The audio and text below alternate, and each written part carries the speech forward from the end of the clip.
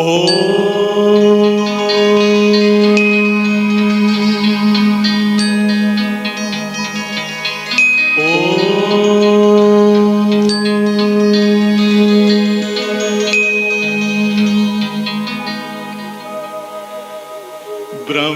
से शिव बाबा पधारे, बोलते ध्वनियों। ब्रह्म से शिव बाबा पधारे, बोलते ध्वनियों। ब्रह्म मुख से मधुर वाणी, बोलते ध्वनियों। ब्रह्म से शिव बाबा पधारे, ओम ओम।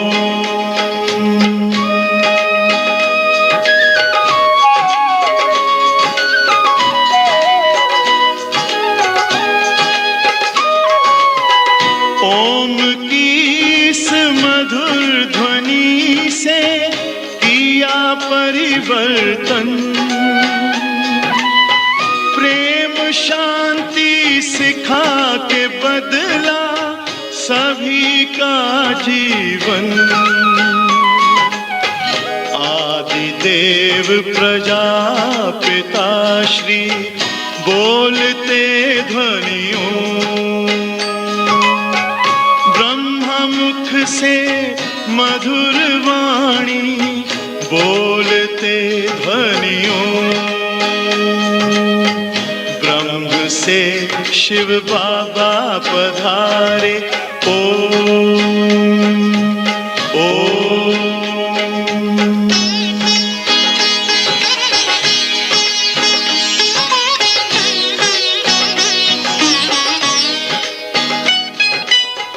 सोहनी सूरत मोहनी मूरत, ज्ञान के मोती। भव्य मुख पर चंद्रमासी, चमकती ज्योति। दिव्य दर्शन दिव्य वाणी, बोलते ध्वनियों। से मधुर वाणी, बोलते ध्वनियों। ब्रह्म से शिव बाबा पधारे, ओम ओम।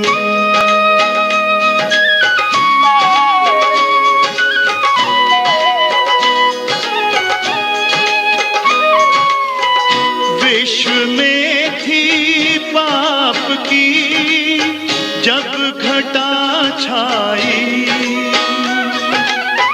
तब विभूति आप जैसी धरती पे आई। एक तार में बंध के सारे, बोलते ध्वनियों। से मधुर वाणी, बोलते ध्वनियों। ब्रह्म से शिव बाबा पधारे, बोलते ध्वनियों। ब्रह्म मुख से मधुर वाणी, बोलते ध्वनियों।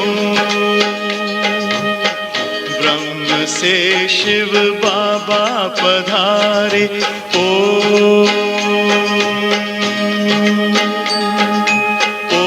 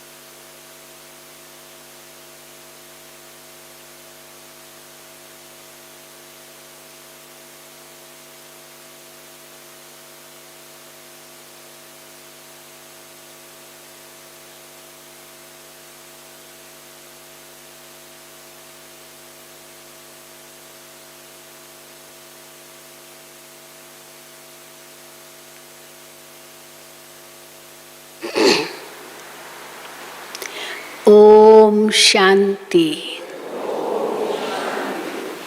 सतगुरुवार की गुड मॉर्निंग।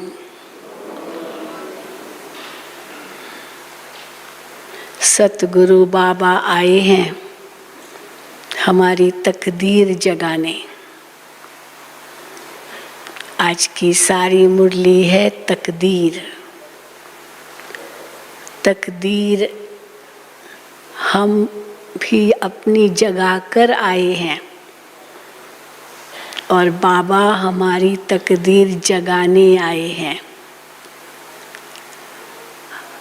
तकदीर जगा कर भी आए हैं और तकदीर जगा भी रहे हैं। तो जगा कर कैसे आए हैं हम तकदीर? अगर ज्ञान बुद्धि में अच्छी तरह बैठ रहा है तो ज़रूर तकदीर हमारी जगी हुई है, तभी ज्ञान बुद्धि में ठीक बैठ रहा है। जिनकी बुद्धि में ज्ञान बैठता ही नहीं है तो क्या कहेंगे? उनकी तकदीर अभी तक सोई हुई है। अगर बाबा में पक्का निश्चय है तो ज़रूर तकदीर जगी हुई है। फिर बाबा के बनकर फिर जो पुरुषार्थ करते हैं, बाबा की श्रीमत पर चलते हैं, सबको सुख देते हैं, तो हम कहेंगे हमारी तकदीर और जगती जाती है। तो तकदीर जगा कर के भी आए हैं और तकदीर जगाने भी आए हैं। तो आज बाबा ने बच्चों को बहुत सुंदर टाइटल दिया है, तुम सभी व्यास के बच्चे सुखदेव हो। शिव बाबा व्यास है। व्यास माना टीचर, जो पढ़ाता है। व्यास की गद्दी कहते हैं, जो पढ़ाता है। तो बाबा भी व्यास है। हम बच्चों का टीचर बन के हमको पढ़ा रहे हैं। और व्यास के बच्चे सुखदेव, तो हम सभी सुख के देवता संगम पर बनते हैं, तब सतयुग में जा कर के देवता बनते हैं। वहाँ तो दुख की तो बात ही नहीं होगी, लेकिन यहाँ सुख देना है, सुख लेना है। तब कहेंगे हाँ सचमुच व्यास के बच्चे सुखदेव हैं। तो आज कैसे तकदीर हमारी और जगती जाए, वो आज बाबा ने बताया। तो सुनेंगे बाबा के महावाक्य। आज 5/8/2021 है। मीठे बच्चे, बाबा आए हैं तुम्हारी तकदीर जगाने।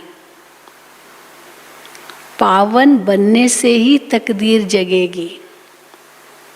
चलो निश्चय भी बैठा, ज्ञान भी समझ में आ गया, मना तकदीर जगी हुई है, तभी तो बाबा के बने।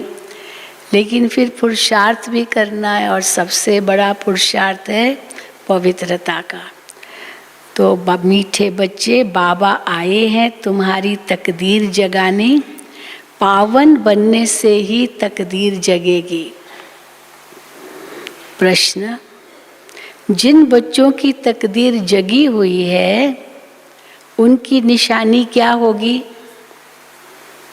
क्या निशानी होगी? तकदीर हमारी जगी हुई है तो उत्तर, वे सुख के देवता होंगे। अगर किसी को दुख दिया तो क्या कहेंगे? तकदीर फिर सो जाएगी। तो वे सुख के देवता होंगे, तब कहेंगे तकदीर जगी हुई है। वे सुख के देवता होंगे, बेहद के बाप से सुख का वर्षा लेकर सबको सुख देंगे। कभी भी किसी को दुख नहीं दे सकते। वो है व्यास के बच्चे, सच्चे सच्चे सुखदेव। तो आज याद रखना अपना टाइटल, मैं सुखदेव हूँ। किसी को भी दुख नहीं देना है, सुखदेव। वो है व्यास के बच्चे, सच्चे सच्चे सुखदेव। दूसरा, जिनकी तकदीर जगी हुई है उनकी निशानी क्या होगी? वो सुखदेव होंगे। दूसरा, वो 5 विकारों का संन्यास कर सच्चे सच्चे राज योगी, राज ऋषि कहलाते हैं। ये भी बड़ा टाइटल है, राज योगी, राज ऋषि, सुखदेव, कितने टाइटल बाबा देते हैं। वो 5 विकारों का संन्यास कर सच्चे सच्चे राज योगी, राज ऋषि कहलाते हैं। तीसरा, उनकी अवस्था एक रस रहती है।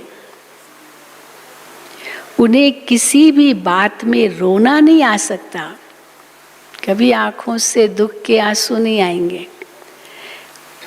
उन्हें किसी भी बात में रोना नहीं आ सकता। उनके लिए ही कहते हैं मोह जीत। मोह के वश होते तभी तो रोते हैं, अगर कोई शरीर छोड़ता है तो रोते हैं, मोह के वश हैं। उनके लिए ही कहते हैं मोह जीत। गीत भी है उसी अनुसार, तकदीर जगा कर आई हूँ, नई दुनिया बना कर लाई हूँ या बसा कर लाई हूँ। ओम शांति। गीत की एक लाइन सुन करके भी मीठे मीठे बच्चों के रोमांच खड़े हो जाने चाहिए। है तो कॉमन गीत, परंतु इनका सार और कोई नहीं जानते। कैसे तकदीर जगा कर आए हैं, कैसे नई दुनिया बना के लाए हैं, ये तो बाबा कहते तुम बच्चे ही जानते हो, परंतु इनका सार और कोई नहीं जानते। बाप ही आकर हर गीत शास्त्र का अर्थ समझाते हैं। तो मीठे मीठे बच्चे ये भी जानते हैं कि कलयुग में सबकी तकदीर सोई हुई है। कितना भी उनको जगाओ, हाँ, नहीं जागते, माना तकदीर सोई हुई है। सबकी तकदीर सोई हुई है इस कलयुग में। सतयुग में सबकी तकदीर जगी हुई रहती है। सोई हुई तकदीर को जगाने वाला और मत देने वाला अथवा तकदीर बनाने वाला एक ही बाप है। वही बैठ बच्चों की तकदीर जगाते हैं। जैसे अब तकदीर कैसे जगती है, एक तो बाबा मिसाल देते हैं, जैसे बच्चे पैदा होते हैं और तकदीर जग जाती है। एक तो वो भी तकदीर लेकर आए हैं। अच्छे धनवान घर में बच्चा पैदा होता है तो कहेंगे पूर्व जन्म से तकदीर लेकर आया, बहुत दान पुण्य किया होगा तो धनवान घर में जन्म लिया, तो तकदीर जगी हुई है तभी तो धनवान घर में जन्म लिया। फिर पिता उनके नाम पर उनको वर्षा दे देता है, उनका अकाउंट खोल देता है, लखपति बन जाता है जन्म से, तो कहेंगे तकदीर और जग गई। तो जगा के भी आया और जगती भी आगे की तकदीर। तो जैसे बच्चे पैदा होते हैं और तकदीर जग जाती है, बच्चा जन्मा और उनको ये पता चल जाता है हम वारिस हैं। हू बहू ये बेहद की बात भी ऐसे ही है। हम सब तकदीर जगा कर ही आए हैं, फिर और आगे तकदीर जगा रहे हैं भविष्य की। बाबा हमारी तकदीर जगा रहे हैं। हू बहू ये बेहद की बात है। बच्चे जानते हैं कल्प कल्प हमारी तकदीर जगती है, फिर सो जाती है। जगती भी है फिर सो जाती है। पावन बनते हैं तो तकदीर जगती है। पावन गृहस्थ आश्रम कहा जाता है। आश्रम अक्षर पवित्र होता है, पवित्र गृहस्थ आश्रम। पर उसके अगेंस्ट, उसके विरुद्ध फिर है, आश्रम नहीं कहेंगे, उसके विरुद्ध है अपवित्र पतित धर्म। धर्म भी पतित बनता है ना, अधर्म बन जाता है। तो अपवित्र पतित धर्म, आश्रम नहीं कहेंगे। आश्रम तो बहुत ऊंचा शब्द है, जहाँ सबको आश्रय मिलता है, सुख मिलता है। आजकल कहाँ है सुख परिवारों में भी, इसलिए आश्रम नहीं कहेंगे। अपवित्र पतित धर्म। ग्रस्त धर्म तो सबका है ही, जानवरों का भी है ग्रस्त धर्म। बच्चे तो सब पैदा करते हैं, जानवर भी पैदा करते हैं, है ना, वो भी बच्चे पैदा करते हैं। अब बच्चे जानते हैं हम स्वर्ग में पवित्र गृहस्थ आश्रम में थे, देवी देवता थे, उन्हों की महिमा भी गाते हैं सर्वगुण संपन्न। तुम खुद भी गाते थे, हम भी उनकी महिमा गाते थे, लेकिन ये पता नहीं था कि ये हमारा ही स्वरूप है। तुम खुद भी गाते थे, अभी समझते हो हम मनुष्य से 100 देवता फिर से बन रहे हैं। देवी देवताओं का धर्म है। फिर ब्रह्मा विष्णु शंकर को भी देवता कहते हैं। एक है देवी देवताओं का धर्म जो सतयुग त्रेता में है, फिर ब्रह्मा विष्णु शंकर को भी देवता कहते हैं। ब्रह्मा देवताई नम है, विष्णु देवताई नम है। फिर शिव के लिए कहेंगे शिव परमात्माई नम है। तो फर्क हुआ ना, वो देवता वो परमात्मा। शिव और शंकर को एक नहीं कह सकते हैं। पत्थर बुद्धि थे, अब पारस बुद्धि बन रहे हैं। देवताओं को तो पत्थर बुद्धि नहीं कहेंगे। फिर ड्रामा प्लान अनुसार रावण राज्य होने से उन्हों को भी सीढ़ी उतरनी है, देवताओं को। पारस बुद्धि से पत्थर बुद्धि बनना है। सबसे बुद्धिवान बनाने वाला तो एक ही बाप है, वो सबसे बुद्धिवान वो है और बुद्धिवान बनाता है, पारस बुद्धि बनाता है। तुमको पारस बुद्धि बनाते हैं, तुम यहाँ आते हो पारस बुद्धि बनने। अब सब पारस बुद्धि बैठी है ना, जो हमारे संपर्क में आए वो भी सोना बन जाए, तो जैसे पारस बुद्धि हुए हैं हम। पारसनाथ के भी मंदिर हैं, वो वहाँ मेला लगता है, परंतु ये किसको पता नहीं है पारसनाथ कौन है। शिव बाबा कोई पारसनाथ कहेंगे, वास्तव में पारस बनाने वाला तो बाप ही है। वो है बुद्धिवानों की बुद्धि। ये है तुम बच्चों की बुद्धि के लिए खुराक। कैसे बाबा पारसनाथ हमें पारस बनाते हैं, सच्चा सोना बनाते हैं। अब हम पारस बन के फिर दूसरों को हम बनाते हैं, तब पारस बनेंगे। हम तो बने पर औरों को बनाते तब पारस कहलाएंगे। तो बाबा कहते ये है तुम बच्चों के लिए खुराक। बुद्धि कितनी पलटती है, एकदम पलट गई। कहाँ पत्थर बुद्धि थी, कुछ भी समझते नहीं थे, और कहाँ बाबा ने हमारी बुद्धि को पारस बुद्धि बना दिया। बुद्धि कितनी पलटती है, जैसे गाया जाता है see no evil, hear no evil, talk no evil. अब बंदरों की तो बात ही नहीं है, मनुष्य ही जैसे बंदर मिसल बन जाते हैं।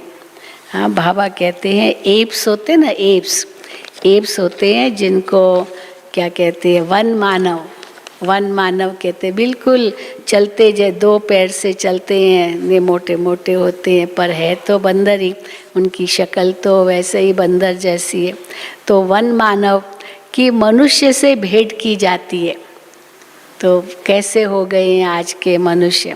लेकिन हमने कई ऐसे फिल्मों में भी दिखाते हैं, चित्रों में भी दिखाते हैं, वो जो वन मानस है कितना उनमें प्यार है। बच्चों को भी कितना प्यार करते हैं, उनके भी बच्चे दिखाते प्यार करते हैं। तो मनुष्यों की तरह ही है। तो मनुष्य से भेंट की जाती है। इसको कहा जाता है कांटों का जंगल। कितना एक दो को दुख देते रहते हैं। अभी तुम बच्चों की बुद्धि को खुराक मिल रही है, ये विचार सागर मंथन करने के लिए जैसे खुराक है। ये बच्चों की बुद्धि को खुराक मिल रही है।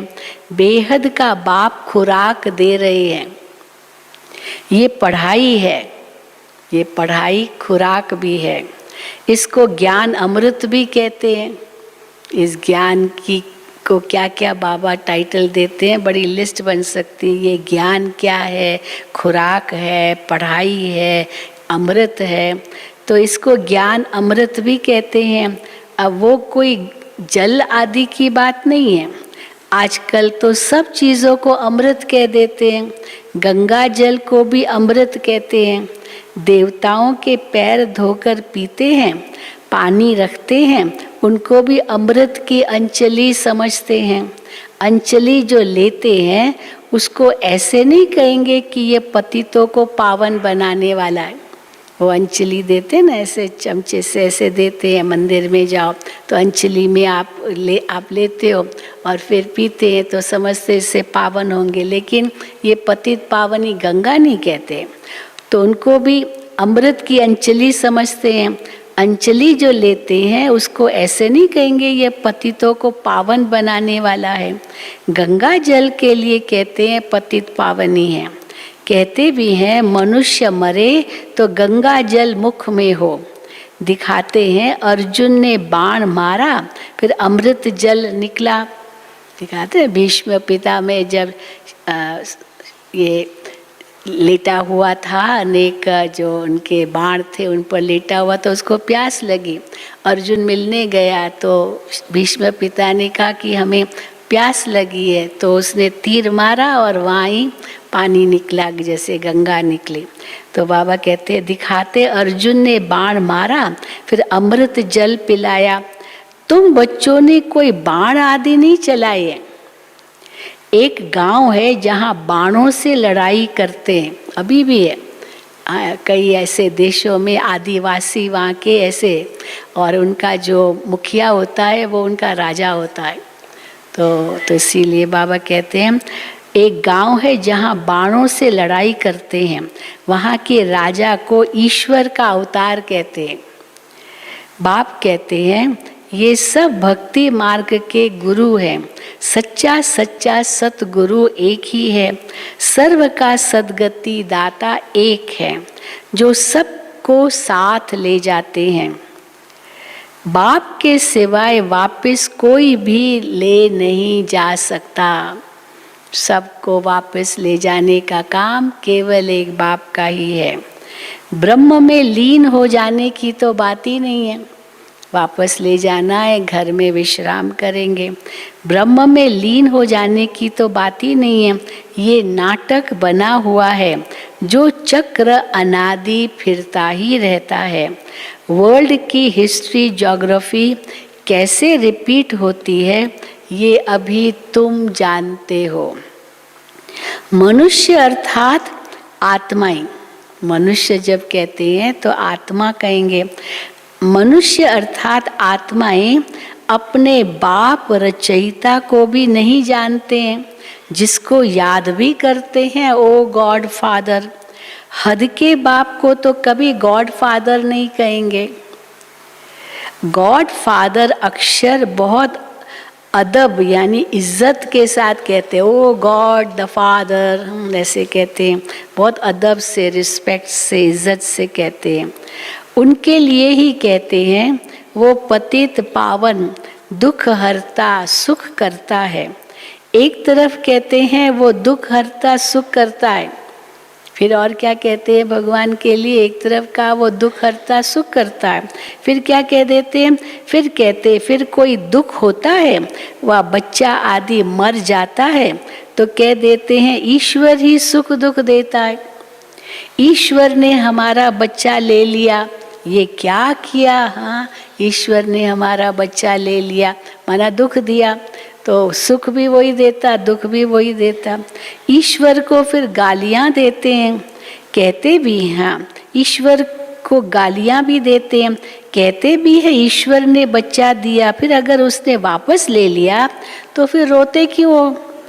ईश्वर के पास गया ना, उसी ने दिया उसी ने वापस लिया, वो तो आपके पास जो थी वो अमानत थी उसकी, तो अमानत तो वापस करनी होगी।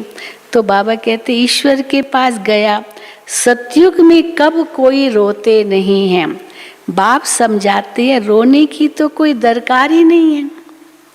आत्मा को अपने हिसाब किताब अनुसार जाकर पाठ बजाना है, ये बहुत बड़ी बात है। आत्मा को अपने हिसाब किताब अनुसार पाठ बजाना है। आपके साथ हिसाब किताब पूरा हुआ, फिर रोने की तो कोई दरकार ही नहीं है। आत्मा को अपने हिसाब किताब अनुसार जाकर पाठ बजाना है, पर ज्ञान न होने के कारण मनुष्य कितना रोते हैं, जैसे पागल हो जाते हैं। हाँ, एकदम पागल हो जाते हैं। यहाँ तो बाप समझाते हैं, अम्मा मरे तो भी हलवा खाना, बाप मरे तो भी हलवा खाना। इसका मतलब ये नहीं कि हलवा जाके पकाओ उस समय, लेकिन हलवा खाना माना नष्टो मोहा बनना। नष्टो मोहा होना है। हमारा तो एक ही बेहद का बाप है, दूसरा न कोई। ऐसी अवस्था बच्चों की होनी चाहिए। है ना सबकी ऐसी अवस्था। कुछ भी हो जाए रोना कभी नहीं है, दुख के आंसू कभी नहीं आने चाहिए। माताएं आती है क्या? कभी आते हैं दुख के आंसू? जिनके कभी कभी दुख के आंसू आते हैं हाथ उठाओ। माताएं आते हैं? अच्छा, देखो बाबा तो मना करते हैं। हाँ, भाइयों को तो नहीं आते होंगे आंसू, पर क्रोध आता है। अभी वो भी तो जैसे बाहर का रोना है, वो अंदर का रोना है। अंदर का भी रोते हैं, कईयों को आँखों तक तो आ जाते, भले अश्रु धारा नहीं बहती है। तो बाबा कहते हैं हमारा तो एक ही बेहद का बाप है, दूसरा न कोई। ऐसी अवस्था बच्चों की होनी चाहिए। मोहजीत राजा की कथा भी तो सुनी है ना। सतयुग में कभी दुख की बात नहीं होती। सतयुग में सब मोह जीत है, वहाँ दुख की बात नहीं होती। न कभी अकाले मृत्यु होती है। यहाँ अकाले मृत्यु होती है, इसीलिए ज़्यादा दुख होता है। अब बाप बैठे, बच्चा चला जाए, हाँ, शरीर छोड़ दे तो दुख होता है बाप को। कई पिता इतना दुखी हो कि कहते हैं, हे भगवान तो मुझे ले लेते थे, मेरे बच्चे को क्यों लिया? हाँ, कितना दुख में कहते हैं। लेकिन बाबा कहते हैं ये तो है ही अकाले मृत्यु की दुनिया। न कभी वहाँ तो न कभी अकाले मृत्यु होती है। बच्चे जानते हैं हम काल पर जीत पाते हैं। बाप को महाकाल भी कहते हैं, कालों का काल है वो शिव बाबा। तुमको काल पर जीत पानी है, अर्थात काल पर जीत पानी है, अर्थात काल कभी खाएगा नहीं। काल न आत्मा को खाता है, न शरीर को खा सकता है। न शरीर को कोई काल कोई चीज़ थोड़ी है जो आएगा, धर्मराज या कोई यमदूत आएगा और आपको और कोई ऐसे ख़त्म करेगा या ले जाएगा। बाबा कहते हैं काल न आत्मा को न शरीर को खा सकता है। आत्मा तो मरती नहीं है और शरीर को कोई खा नहीं जाता है काल, लेकिन आत्मा एक चोला छोड़ के दूसरा लेती है। तो काल न आत्मा को न शरीर को खा सकता है। आत्मा एक शरीर छोड़ दूसरा लेती है, उसको कहते हैं काल खा गया। एक शरीर छोड़ दूसरा लिया, इसको कहते हैं काल खा गया। बाकी काल कोई चीज़ नहीं है।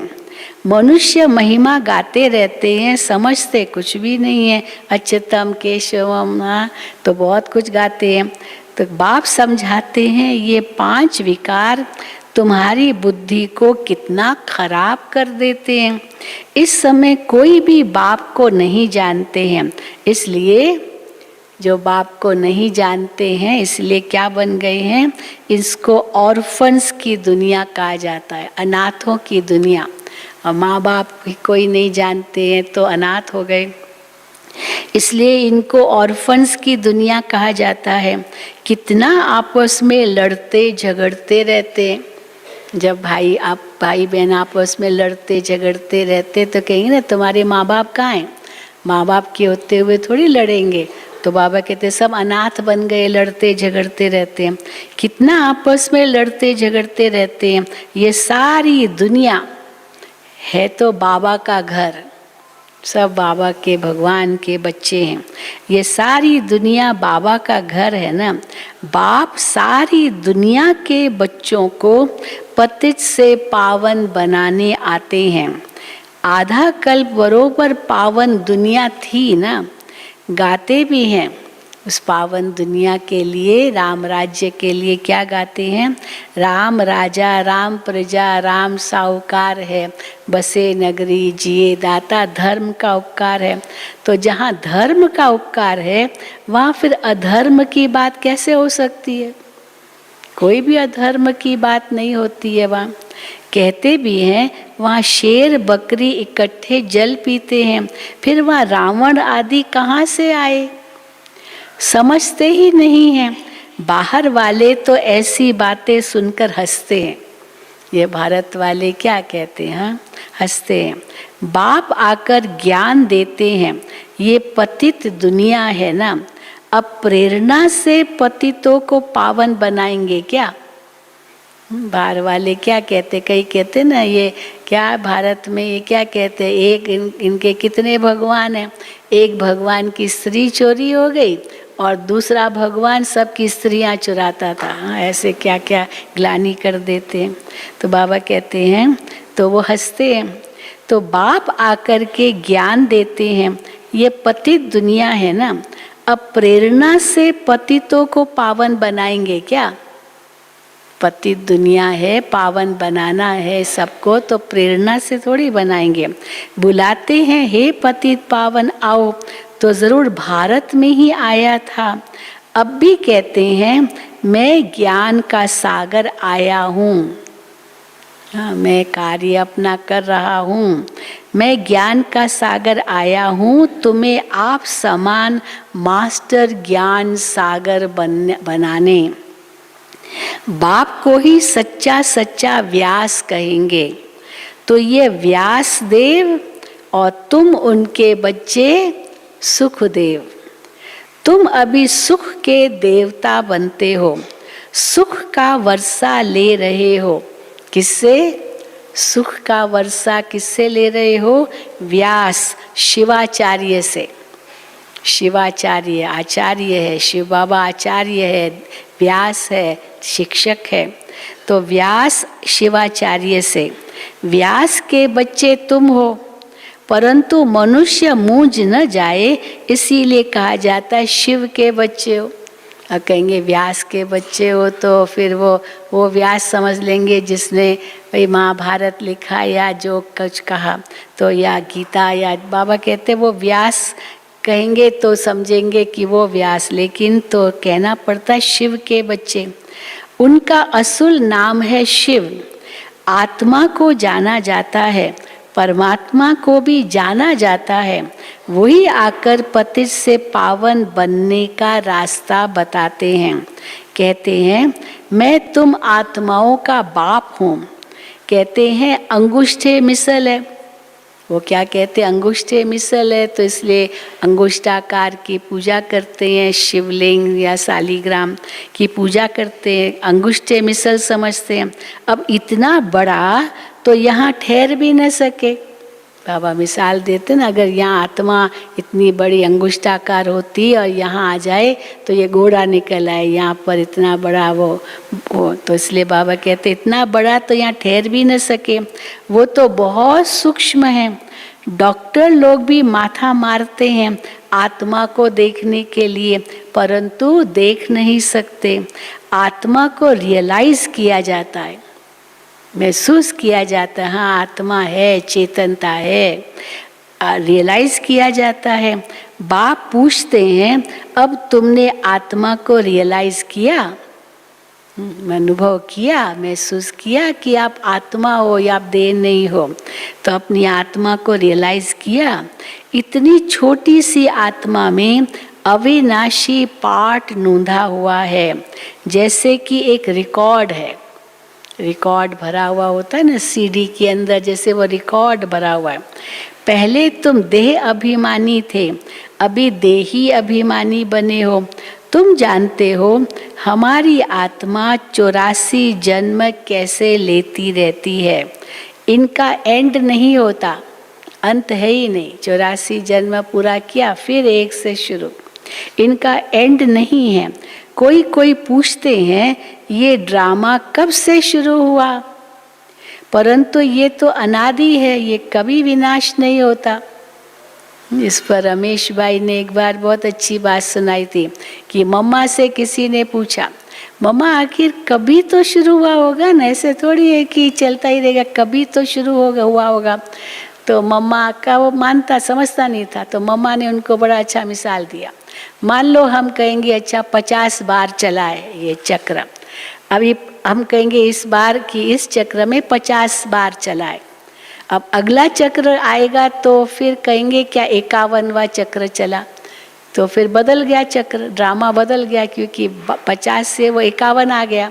तो 51 तो कह नहीं सकेंगे क्योंकि हूबहू रिपीट होता है, तो 51 कैसे कहेंगे। इसलिए 50 बार चला, 100 बार चला, ये कह नहीं सकते। फिर कितनी बार चलेगा ये भी नहीं कह सकते, क्योंकि बदल जाएगा, अगर फिर गिनती बदल जाएगी अगर कहेंगे कि यहाँ 50 बार या 100 बार। तो बाबा कहते ये तो हो ही नहीं सकता। परंतु ये तो अनादि है, ये कभी विनाश नहीं होता। इनको कहा जाता है बना बनाया अविनाशी वर्ल्ड ड्रामा। वर्ल्ड को भी तुम जानते हो, जैसे अनपढ़ बच्चों को पढ़ाई दी जाती है, ऐसे बाप तुम बच्चों को पढ़ा रहे हैं। बाबा हर वाक्य के बाद कहेंगे बच्चे समझा, हाँ समझा। तो ज़रूर बेसमझ थे, तभी तो बाबा हमको समझ देकर पूछते हैं समझा। तो बाबा कहते हैं जैसे अनपढ़ बच्चों को पढ़ाई दी जाती है, ऐसे बाप तुम बच्चों को पढ़ा रहे हैं। आत्मा ही शरीर द्वारा पढ़ती है। ये है पत्थर बुद्धि के लिए फूड, भोजन। पत्थर बुद्धि को ये ज्ञान की खुराक दी जाती है, ये भोजन है जिससे पारस बुद्धि बनते हैं, बुद्धि को समझ मिलती है। तुम बच्चों के लिए ही बाबा ने चित्र बनवाए हैं। बहुत सहज है ज्ञान समझाना दूसरों को, बहुत सहज है चित्रों के द्वारा। त्रिमूर्ति ब्रह्मा विष्णु शंकर। अब ब्रह्मा को तो त्रिमूर्ति क्यों कहते हैं, उनको तो 4 मुख दिखाते हैं, तो बाबा कहते हैं या फिर त्रिमूर्ति कह देते हैं। त्रिमूर्ति ब्रह्मा विष्णु शंकर। अब ब्रह्मा को त्रिमूर्ति क्यों कहते हैं, देव देव महादेव, 1-2 के ऊपर रखते हैं, वो देव देव, फिर शंकर को महादेव कहते हैं, अर्थ कुछ भी नहीं जानते हैं। अब ब्रह्मा कैसे हो सकता है, जबकि ब्रह्मा को प्रजापिता कहा जाता है। हाँ, वो देवता तो नहीं है, वो प्रजापिता है, इस सृष्टि पर है। हाँ, तो बाबा कहते हैं उनको देवता नहीं कहेंगे। अब ब्रह्मा को कैसे हो सकता है, जबकि ब्रह्मा को प्रजापिता कहा जाता है। तो त्रिमूर्ति भी नहीं कह सकते, देवता भी नहीं कह सकते। तो सूक्ष्म वतन में वो देवता, तो सूक्ष्म वतन में वो देवता कैसे हो सकता है, वो तो यहाँ है ब्रह्मा। प्रजापिता ब्रह्मा तो यहाँ का होना चाहिए। ये बातें कोई भी शास्त्रों में नहीं है। देवताएं सतयुग में और मनुष्य इस समय कलयुग में, सूक्ष्म वतन में तो फरिश्ते हैं, तो उनको बाबा कहते देवता भी नहीं कह सकते, देवताएं तो सतयुग में होंगे। तो बाबा कहते हैं प्रजापिता ब्रह्मा तो यहाँ होना चाहिए, ये बातें कोई भी शास्त्र में नहीं है। प्रजापिता ब्रह्मा को हम देवता नहीं कहेंगे और न फरिश्ता कहेंगे। वो ब्रह्मा फरिश्ता, प्रजापिता ब्रह्मा यहाँ का, फिर फरिश्ता बनता है, फिर वो आत्मा देवता बनती है। बाकी प्रजापिता ब्रह्मा तो साकारी मनुष्य है। ये बातें कोई भी शास्त्रों में है नहीं। बाप कहते हैं मैं इस शरीर में प्रवेश कर इन द्वारा तुमको समझाता हूँ, इनको अपना रथ बनाता हूँ, ब्रह्मा को अपना रथ बनाता हूँ। इनके बहुत जन्मों के अंत में मैं आता हूँ। ये भी 5 विकारों का संन्यास करते हैं, इसने भी 5 विकारों का संन्यास किया। तो संन्यास करने वाले को योगी या ऋषि कहा जाता है। अभी तुम राज ऋषि हो, तुम प्रतिज्ञा करते हो, प्रतिज्ञा करते हो कि हम पवित्र रहेंगे। वो सन्यासी लोग तो घर बार छोड़ चले जाते हैं, यहाँ तो स्त्री पुरुष इकट्ठे रहते हैं, कहते हैं हम विकार में कभी नहीं जाएंगे। तो मूल बात है ही विकार की। तुम जानते हो शिव बाबा रचयिता है, वो नई रचना रचते हैं। तो नई रचना रचते हैं, रचयिता है, तो वो बीज रूप है, सत है, चित है, आनंद का सागर है, ज्ञान का सागर है। स्थापना, पालना, विनाश कैसे करते हैं ये बाप ही जानते हैं। अब इन बातों को मनुष्य तो जानते नहीं, तुम बच्चे अभी इन सब बातों को जानते हो, इसलिए सबको समझा सकते हो। जो जानते हैं वही समझा सकते हैं। अच्छा, मीठे मीठे सिकील दे बच्चों प्रति माता पिता बाप दादा का याद प्यार और गुड मॉर्निंग। रूहानी बाप की रूहानी बच्चों को नमस्ते। हम रूहानी बच्चों की रूहानी बाप दादा को याद प्यार गुड मॉर्निंग और नमस्ते। इसके बाद मम्मा की भी छोटी सी मुरली है, वो भी सुनेंगे। धारणा के लिए मुख्य सार। पहला, हर एक आत्मा का हिसाब किताब अपना अपना है, इसलिए कोई शरीर छोड़ते हैं तो रोना नहीं है, पूरा नष्टो मोहा बनना है। बुद्धि में रहे हमारा तो एक बेहद का बाप, दूसरा न कोई। दूसरा, 5 विकार जो बुद्धि को खराब करते हैं उनका त्याग करना है। सुख का देवता बन सबको सुख देना है, किसी को दुख नहीं देना है। वरदान, रहम की दृष्टि द्वारा घृणा की दृष्टि को समाप्त करने वाले नॉलेजफुल भव। नॉलेज के आधार से घृणा की दृष्टि अगर किसके प्रति है तो वो बदल कर रहम की दृष्टि ला सकते हैं। तो रहम की दृष्टि द्वारा घृणा दृष्टि को समाप्त करने वाले नॉलेजफुल भव।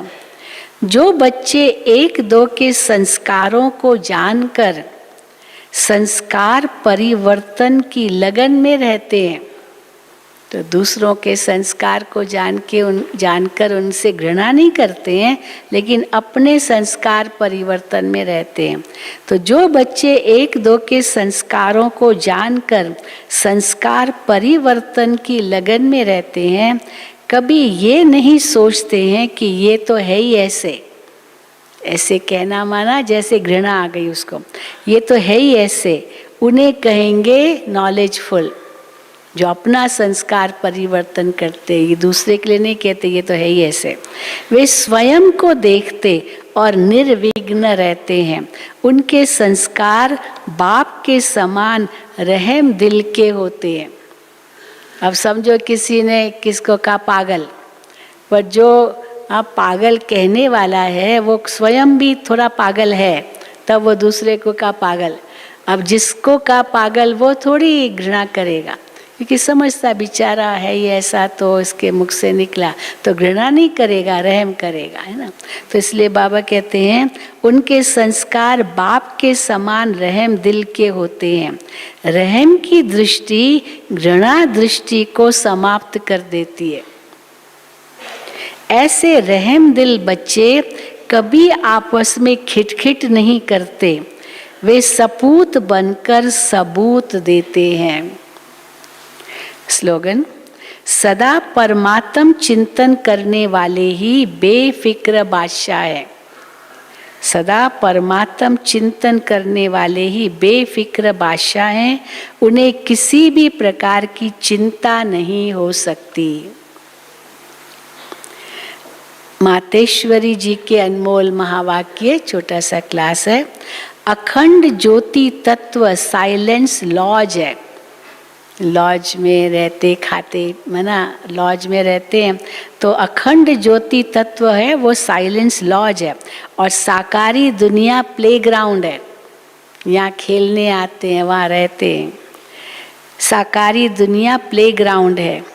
आत्माओं का निवास स्थान है अखंड ज्योति महतत्व, जहाँ इस शरीर के पाठ से मुक्त अर्थात दुख सुख से न्यारी अवस्था में है, जिसको साइलेंस लॉज भी कहते हैं।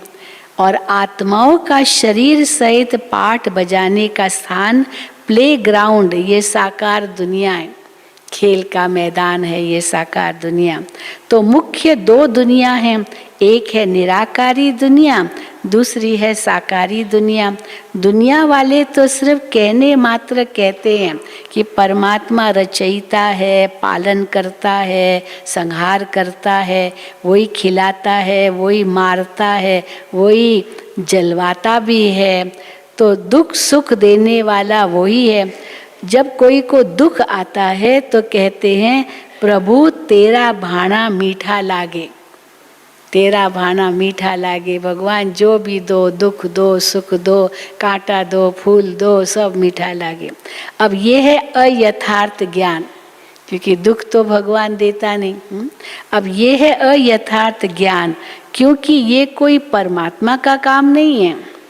परमात्मा तो दुख हरता सुख करता है, न कि दुख हरता परमात्मा का ये काम नहीं है। परमात्मा दुख हरता है, न कि दुख करता है। जन्म लेना, जन्म छोड़ना, दुख सुख भोगना हर एक मनुष्य आत्मा के संस्कार हैं। शारीरिक जन्म देने वाले माता पिता हैं, जो भी कर्म बंधन अनुसार बाप बेटे के संबंध में आते हैं। इसी रीति आत्माओं का पिता फिर परमात्मा बाप है। वो कैसे बेहद रचना की स्थापना पालना करता है, कैसे वो अपने तीन रूप ब्रह्मा विष्णु शंकर का रचयिता है, फिर इन आकारी रूपों द्वारा दैवी सृष्टि की स्थापना, आसुरी दुनिया का विनाश और फिर दैवी दुनिया की पालना करवाता है।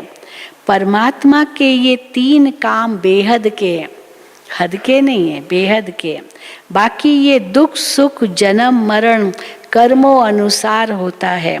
परमात्मा तो है ही सुखदाता, वो कभी अपने बच्चों को दुख नहीं देता। हाँ, कोई नहीं कह सकते भगवान ने दुख दिया, वो दुख नहीं देता है। अच्छा, ओम शांति। हम बड़ी दीदी प्रकाशमणि दीदी की विशेषताएं सुनते हैं। ये उनका महीना चल रहा है, आज 5 तारीख है, 5वां नंबर। दादी प्रकाशमणि की विशेषता, दादी सदा यज्ञ स्नेही और यज्ञ रक्षक थी। यज्ञ स्नेही यज्ञ रक्षक थी। बाबा की, यज्ञ की व परिवार की कभी कोई निंदा करे, कोई भी निंदा करता था, चाहे बाबा की, चाहे यज्ञ की व परिवार की, कभी कोई निंदा करे, ये दादी सुन नहीं सकती थी। दादी इसे महापाप समझती थी। अगर कोई यज्ञ की या बाबा की या परिवार की निंदा करता है, दादी उसे महापाप समझती थी। दादी सदा यज्ञ रक्षक बनकर रही। उनकी बुद्धि में सदा यही रहता था कि ये यज्ञ हमारे यज्ञ पिता का है, इसकी हम सबको मिलकर संभाल करनी है। कोई भी ईश्वरीय नियम या मर्यादा का उल्लंघन कर यज्ञ की व यज्ञ पिता की कभी निंदा नहीं करानी है। अगर कोई ब्राह्मण कुल की मूल मर्यादाओं का उल्लंघन करता तो वो शक्ति रूप बनकर निर्णय लेती थी, जरूर उनको सजा देती थी। माना डिपेंड्स कैसी भूल उसने की, उस अनुसार तो शक्ति रूप बनकर निर्णय लेती। साकार बाबा ने तो अपने आप सब कुछ करके अपने आप को छिपाया, लेकिन दादी ने बाबा को छिपने नहीं दिया। दादी बाबा को कैसे सृष्टि मंच पर कैसे लाया, कितने देशों में सेवा केंद्र खोले तो देखो, लेकिन दादी ने बाबा को छिपने नहीं दिया। यज्ञ के लिए, बाबा के लिए उनका अति प्यार रहा। इसी प्यार के पीछे उन्होंने पूरे विश्व को कुर्बान कर दिया। इस महान यज्ञ की दादी ने दिल से संभाल की। यज्ञ सेवा करने के लिए कितनी आत्माओं को लायक बनाया। शिव बाबा का भंडारा सदा भरपूर रहे, यही उनका लक्ष्य रहा। जितनी महिमा करो दादी की उतनी कम है। बाबा के साथ साथ दादी की भी महिमा कम नहीं है। अच्छा, ओम शांति, ओम शांति, ओम शांति। आज भट्ठी वालों का आखिरी दिन है और आधे तो जा रहे हैं,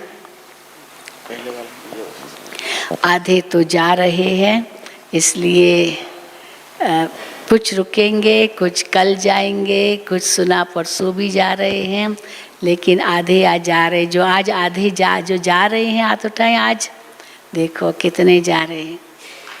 हाँ, जो कल जा रहे हैं वो हाथ उठाएं।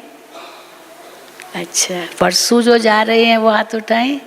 परसों भी है जाने वाले। अच्छा, आज का आपका आधा दिन का प्रोग्राम है वो सुना देते हैं। आज 5 तारीख है, स्वमान है। मैं सच्चा सच्चा सुखदेव हूँ, सच्चा सच्चा राज योगी राज ऋषि हूँ। आज ये संकल्प करना है, ये नशा रखना है। तो 10 बजे आप आएंगे। 10 से 10:30 तक योग होगा और 10:30 से 11:30 बजे तक इंदिरा बहन आपका क्लास कराएगी। विषय है अजामेल की यात्रा, ब्राह्मण से देव बनने की। कहाँ अजामेल थे, फिर ब्राह्मण बने, फिर देव बनेंगे। फिर 11:30 से थोड़ी फिर ब्रेक, फिर 12 से 1 बजे तक अनुभव की लेन देन करेंगे। तो अनुभव की लेन देन करना है। बाप समान संपन्न और संपूर्ण बनने के लिए एक नई ऊर्जा और एक नए उमंग उत्साह के साथ प्रस्थान करेंगे आप। ओम शांति। शशि बहन आ गए हैं, भोग लगेगा अभी। ओम शांति। आज सतगुरुवार हैं, प्यारे बाबा को भोग स्वीकार कराएंगे।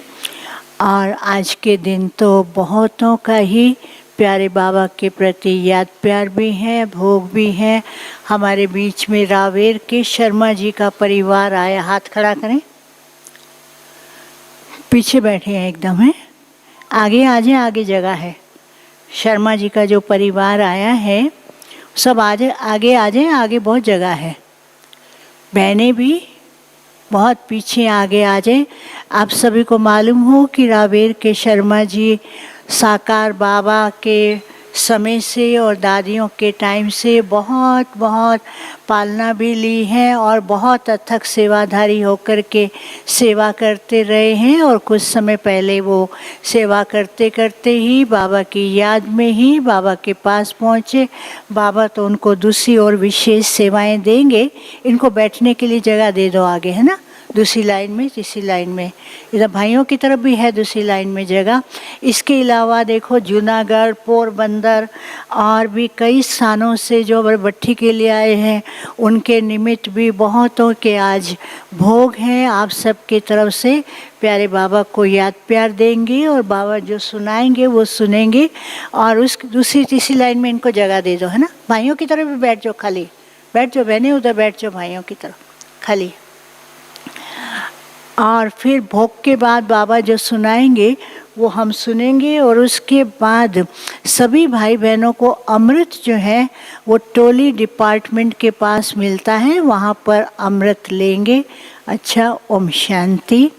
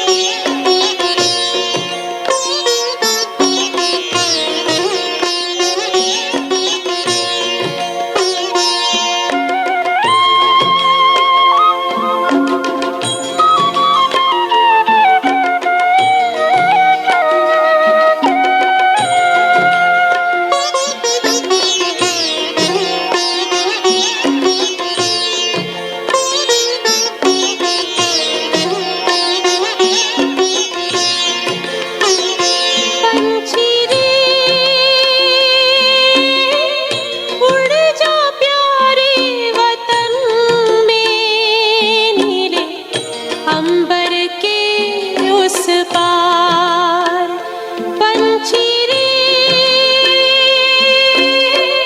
उड़ जा प्यारे वतन में, नीले अंबर के उस पार। बड़े प्यार से भरे भाव से, बड़े प्यार से भरे भाव से जा बाबा के अंतर द्वार। उड़ जा प्यारे वतन में, नीले अंबर के उस पार। पंछी रे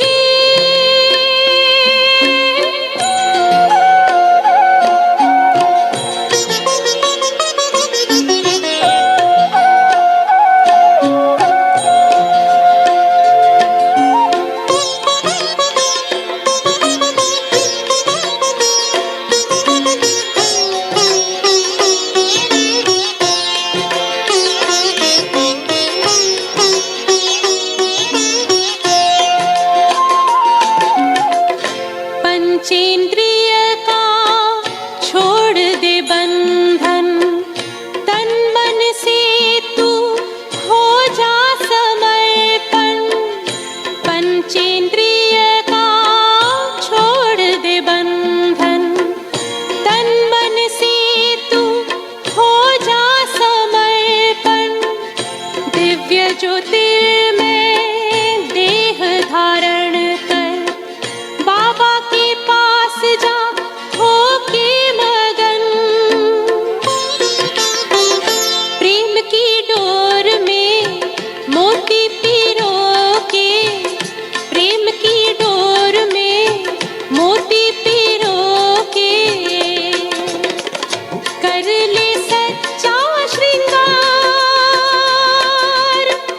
उड़ जा प्यारे वतन में, नीले अंबर के उस पार। नीले अंबर के उस पार। पंछी रे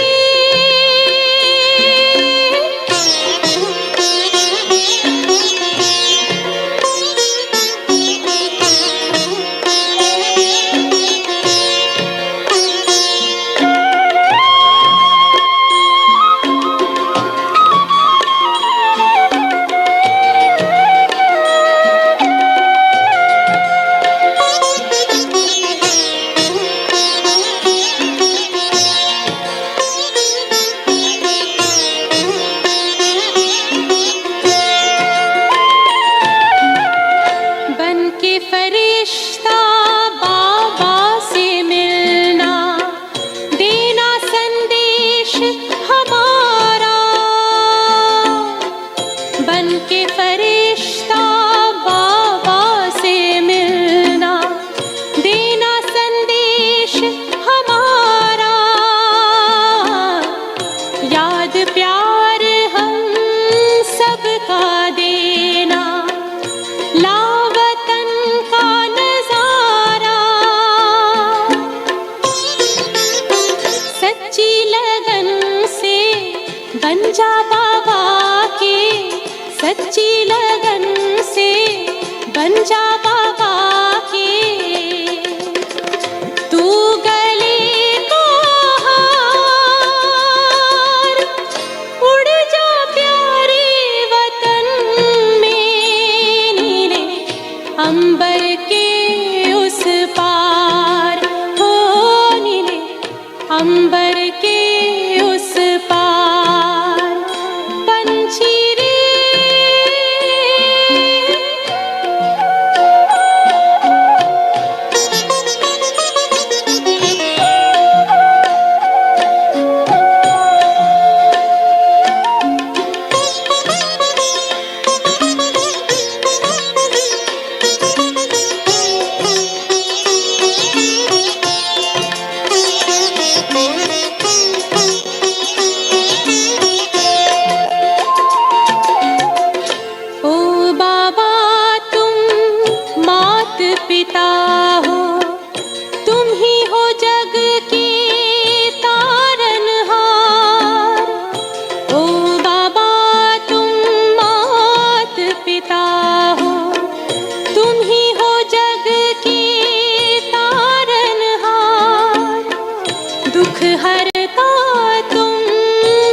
करता हूँ गुणों के भंडार। हम सब बच्चे गाते हैं तेरी, हम सब बच्चे गाते हैं तेरी महिमा अपरंपार। उड़ जा प्यारे वतन में, नीले अंबर के उस पार, नीले अंबर के उस पार। पंछी रे उड़ जा प्यारे वतन में, नीले अंबर के उस पार, नीले अंबर के उस पार। हो नीले अंबर के उस पार, नीले।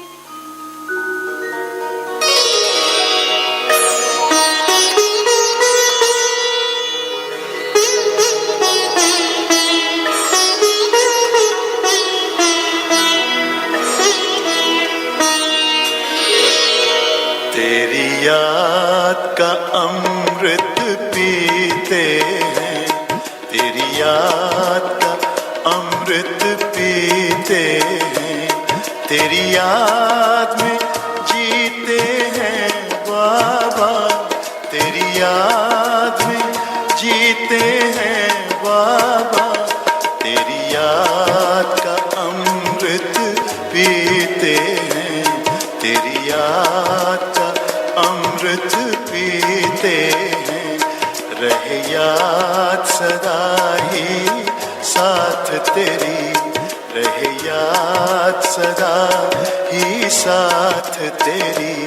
बस और न हम कुछ चाहेंगे, बस और न हम कुछ चाहेंगे, तेरी याद का अमृत पीते हैं, तेरी याद का अमृत पीते हैं।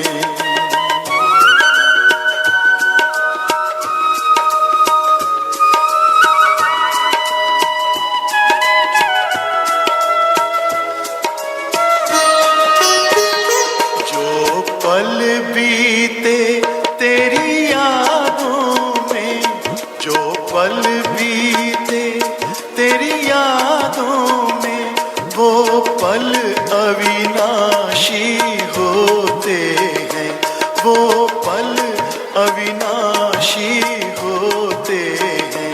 हर पल को सफल बना देंगे, हर पल को सफल बना देंगे, तेरी याद कभी ना छोड़ेंगे, तेरी याद कभी ना छोड़ेंगे। तेरी याद का अमृत पीते हैं, तेरी याद का अमृत पीते हैं।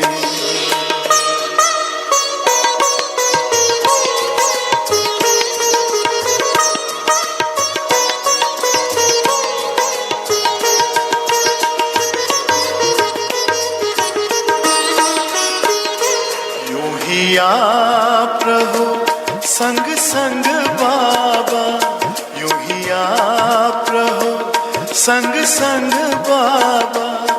इस दुनिया के सुख पाने क्या, इस दुनिया के सुख पाने क्या, लहराते रहे तेरी यादों में, लहराते रहे तेरी यादों में, उन यादों में खो जाएंगे, उन यादों में खो जाएंगे।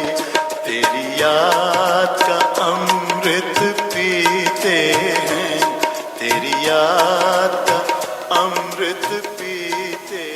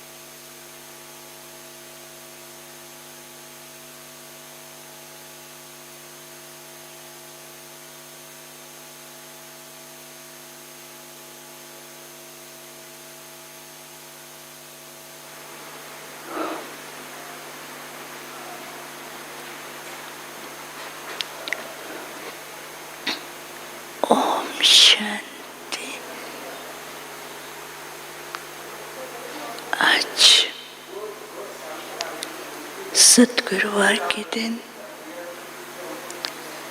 आप सबकी याद प्यार लेके जैसे मैं वतन में पहुंच, वतन में जाते ही क्या देखती हूँ, एक बहुत सुंदर कलरफुल लाइट का पर्दा दिखाई दे रहा था और उसके पीछे बहुत से ब्राह्मण परिवार के भाई बहनें दिखाई दे रहे थे। तो कुछ सेकंड के बाद बाबा सामने आए और बाबा ने कहा, आओ बच्ची, क्या देख रही हो? मैंने कहा कि बाबा, ये कर्टन तो बहुत सुंदर लग रहा है और इसके पीछे जो ब्राह्मण परिवार के भाई बहनें दिखाई दे रहे हैं, उनमें भी एक बहुत सुंदर लाइट का स्वरूप में चारों तरफ लाइट ही लाइट दिखाई दे रही थी। कुछ सेकंड के बाद जैसे वो पर्दा खुलता है और बाबा दृष्टि देते हैं, तो बाबा की दृष्टि से हर एक का श्रृंगार हो रहा था और हर एक को एक तख्त के ऊपर बैठे थे और जैसे जैसे बाबा दृष्टि देते जा रहे हैं तो हर एक का सजा हुआ रूप दिखाई दे रहा था। बाबा ने कहा, देखा बच्ची, समय क्या कह रहा है। आज के समय के अनुसार दुनिया में लोग अपनी इष्ट को ढूंढ रहे हैं। एक छोटी सी कामना के लिए प्रार्थना कर रहे हैं, कोई एक ऐसा सहारा मिले जो उनको मन को शांति दे। और इसलिए अभी बाप समय को देखते हुए और बच्चों को ऐसा प्रत्यक्ष करना चाहते हैं कि सारे विश्व के अंदर हर एक आत्मा ये अनुभव करे कि हमें इन्हीं के द्वारा और इनको जो देने वाला है उसके द्वारा प्राप्ति हो रही है। तो इतने में क्या देखती हूँ, जो सजे हुए थे, किसी का तख्त हिलने लगा और किसी का जो मुकुट है वो पीछे की ओर जाने लगा। किसी का श्रृंगार जो है वो अलग अलग प्रकार से शेक कर रहा था। तो बाबा ने कहा, देखो, बाप बच्चों का श्रृंगार करते हैं और बच्चों को इष्ट के रूप में बना रहे हैं, लेकिन अभी भी कई बच्चे ऐसे हैं जो अपने आप को अपनी अवस्था में सेट नहीं कर पा रहे हैं। बाप बच्चों को हर एक इष्ट का अपना अपना अलंकार है, लेकिन बच्चों को बाप ने सब प्रकार की शक्तियाँ और सब प्रकार के अलंकार दिए हैं। लेकिन बच्चे कई ऐसे हैं जो संकल्प कमज़ोर रखने के कारण या संकल्पों के बहुत ज़्यादा उनकी इतने तूफान आते हैं, उन तूफानों के कारण जो बाप ने अलंकार दिए हैं वो अलंकार को धारण नहीं कर पाते हैं। उनको जैसे अपने अंदर हैवीनेस फील होती है। तो बाबा ने कहा, बाप बच्चों को किस प्रकार से उनके रोल अनुसार, उनके पार्ट अनुसार उसको शक्ति दे कर के उसे उसी स्वरूप में हर समय लाते हैं। लेकिन बच्चों के अंदर एक तो अपनी चेकिंग कम है, अपनी चेकिंग कम करते हैं। दूसरा, अपने ऊपर किस प्रकार से अवस्था को मजबूत बनाना है वो अवस्था कभी मजबूत होती है और कभी अवस्था जो है वो इनके ऊपर नीचे होती है। फिर बाबा ने कहा कि बाप चाहते हैं बच्चों को क्या करना है, समय अनुसार साक्षात्कार स्वरूप बनना है, इष्ट रूप धारण करना है। और बाप ने जो बच्चों को गुण और शक्तियों के अलंकार दिए हैं उसका खुद भी प्रयोग करना है और फिर दूसरों को भी वैसा अनुभव कराना है। तो फिर बाबा मुस्कुरा रहे थे, तो मैंने कहा बाबा बच्चे सब पुरुषार्थ तो बहुत अच्छा कर रहे हैं और बहुत मेहनत भी करते हैं, बाबा से प्यार भी है। तो बाबा ने कहा कि आप सब बच्चों की तरफदारी फेवर कर रही हो। मैंने कहा बाबा क्यों नहीं, बाबा सब आपके ही तो हैं। तो बाबा ने कहा बाप भी बच्चों की फेवर करते हैं, बाप भी बच्चों को हर समय शिव बाबा के सामने यही कहते हैं कि मेरे बच्चे तैयार हो रहे हैं।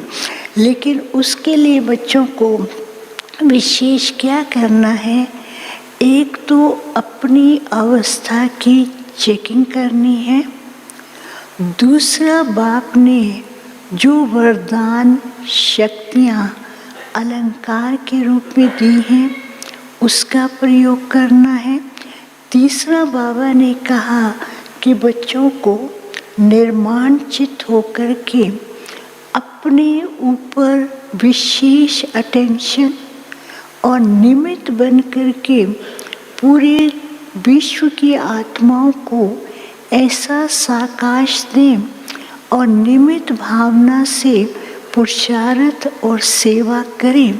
तो जिससे क्या होगा, बच्चों के अंदर एक तो रूलिंग पावर आएगी, क्योंकि अभी तक बच्चों के अंदर रूलिंग पावर भी बहुत कम है, अपने आप के ऊपर भी ध्यान न होने के कारण संकल्पों का बहाव ज़्यादा है और वो बहाव के कारण कभी माया के तूफानों में, कभी इस प्रकार से स्थिति होती है उड़ रहे हैं, कभी एकदम नीचे आते हैं, जैसे सागर की लहरें कभी कहाँ से कहाँ ले जाती हैं। तो ऐसे बच्चे भी कभी कहाँ अपनी अवस्था में पहुँचते हैं। तो समय अनुसार अवस्था को एक रस बनाना है।